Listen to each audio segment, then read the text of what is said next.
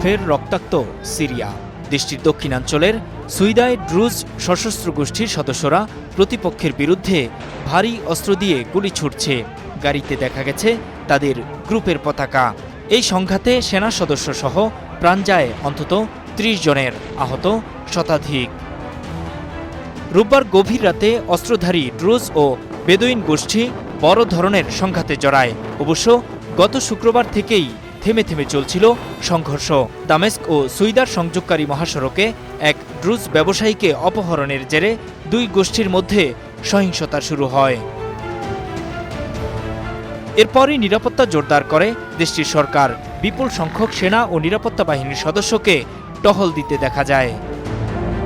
সিরিয়ার রাষ্ট্রীয় সংবাদ সংস্থা স্থানার খবরে বলা হয়, নিষিদ্ধ এসব সশস্ত্র গোষ্ঠীর হাত থেকে জনগণকে রক্ষার চেষ্টা করেছিল সেনা সদস্যরা, কিন্তু তাদের হামলায় বেশ কয়েকজন সেনাও প্রাণ হারিয়েছে।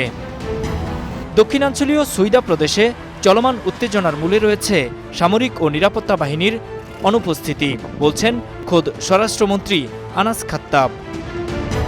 প্রায় ২৫ বছর ধরে ক্ষমতায় থাকা বাশার আল আসাদের পতন ঘটে গত ডিসেম্বরে গণ অভ্যুত্থানে।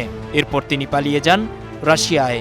জানুয়ারিতে সিরিয়ার প্রেসিডেন্ট আহমেদ আল শারার নেতৃত্বে অন্তর্বর্তীকালীন সরকার গঠিত হয়, কিন্তু দেশটিতে এখনও স্থিতিশীলতা আসেনি। সবশেষ গত জুনে একটি চার্চে আত্মঘাতী হামলায় প্রাণ হারায় ২৫ জন।